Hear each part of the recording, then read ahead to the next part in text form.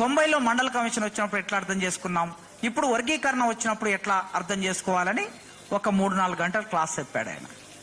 అప్పుడు మేమందరం అర్థం చేసుకుని వర్గీకరణ ఉద్యమంలో భాగమయ్యాం.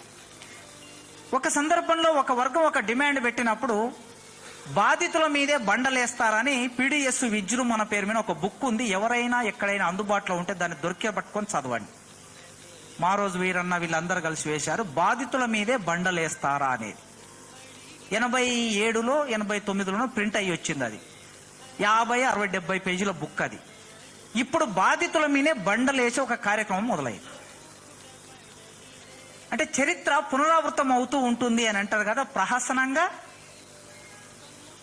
ప్రహసనంగా ఒక్కొక్కసారి హాస్యాస్పదంగా కూడా పునరావృతం అవుతూ ఉంటుంది, క్రూరంగా కూడా పునరావృతం అవుతూ ఉంటుంది చరిత్ర.